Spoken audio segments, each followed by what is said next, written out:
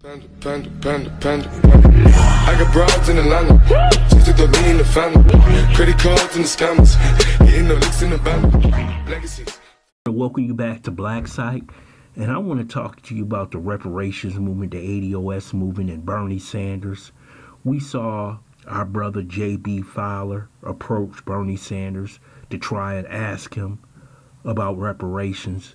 You saw that his campaign manager got in front of J.B. Fowler, would not let him ask Bernie Sanders about reparations. But we already knew what Bernie Sanders said. He's not for reparations. We know Bernie Sanders is a communist. He believes in the collective.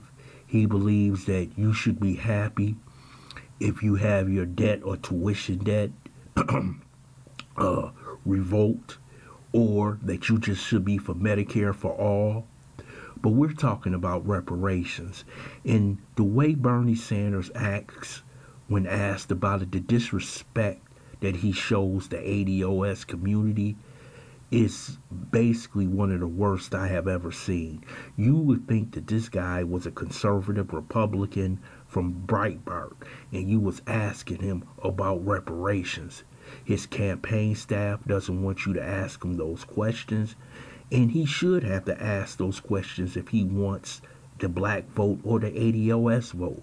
We also saw Brother J.B. Fowler try and ask Kamala Harris the same questions. She just turned her back. She does not want to listen to that question. And when it comes down to it, they always use that phrase, I support Sheila Jackson Lee, I support H.R. 40, I support basically nothing. Basically, it's a shine off, to tell them, yeah, I'm looking forward to looking at the study. But none of them actually come out and say, I support it 100%, I'm willing to cut a check. Bernie Sanders is not willing to cut anything. You have to understand, this man is 100% socialist. And they will never, as a socialist, give one part of a group any kind of reparations. This man has a nasty attitude, and his staff has a nasty attitude. And ADOS should not take this from Bernie Sanders. And let me tell you something. They have the attitude, and I'm talking about the Democrat Party. Yeah, they love black people. They love the ADOS community, long as you don't ask for tangibles. If you ask him any question that has to do with Medicare for all, he'll talk to you all day. You have any questions about the LGBT community, he'll talk to you all day. If you ask him about reparations, that's the word nobody wants to hear. He has no answers. He doesn't want to talk to you at all.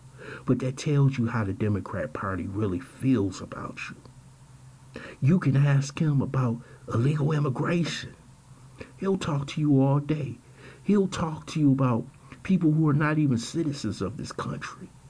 He'll talk to you for an hour about how they shouldn't be in detention centers, how they deserve full benefits, how they deserve health care for free. But that word reparations is one of the worst words ever heard by the Democrat Party.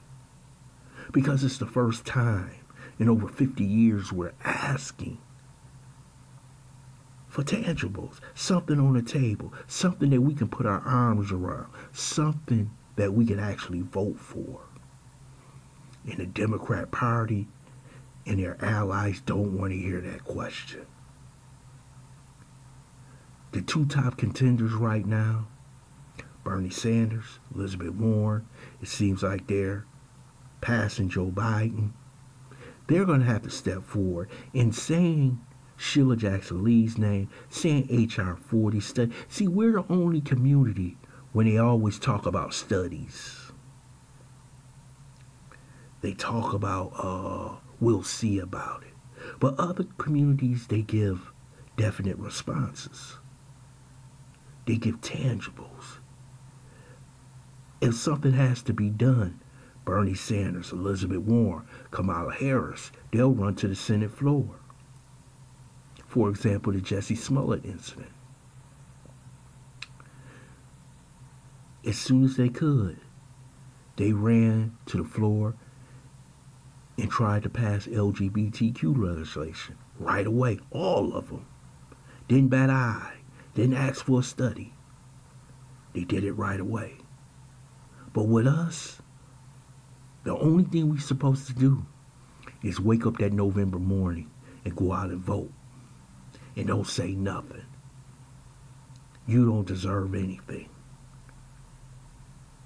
Who the hell do Bernie Sanders actually think he is? This community deserves more than any other community, more than the legal immigrant community, more than the gay community, more than the working class white community. We are the ones who held down the Democrat Party when no one else would. When you think of years of like 1984, when they lost 49 states to 1 to Ronald Reagan, it was the black vote that still voted Democrat. In other years when the Democrat Party lost, it was the black vote. But when Hillary lost, they decided to want to blame the black community for not winning the election. See, the arrogance of the Democrat Party has to be confronted. And it may have to be confronted in this election. They're going to have to sit down and make a decision. Because they're going to come to you what I call the Trump scare. But they come to you with that scare every 4 years. If you don't vote for me, all hell's going to break loose. Let me tell you something. We've been here for 400 years. All hell been breaking loose since we got here. It's happening now. We can survive it. But I want to know if you can survive it. In the way Bernie Sanders and the rest of his cohorts are acting in the Democrat Party, it seems like they're going to have to be taught a lesson. Because he's going to have to change his attitude when dealing with the ADOS community. Kamala Harris is going to have to change her attitude. And the rest of the contenders in the Democrat Party, Elizabeth Warren, is going to have to change her attitude. There's only one person going to the ADOS conference, and that's Marianne Williamson. The rest of them are ducking and dodging, hiding, running away from the ADOS community like we a communicable disease.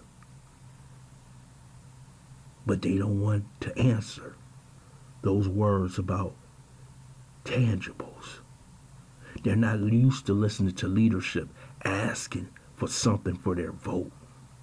They're used to dealing with people like Al Sharpton. They want to deal with you the same way Barack Obama dealt with you. He gave you hope and change, but didn't give you tangibles. So they said, let's do the same thing. But them days is over with. We finally got a movement, the biggest movement since the Civil Rights era, and we're asking for reparations. And also we're asking for the respect that we're due in this Democrat Party. We're tired of eating the scraps off the table, sitting at the end of the table. We should be sitting at the front of the table. We should be the ones getting the big piece of chicken.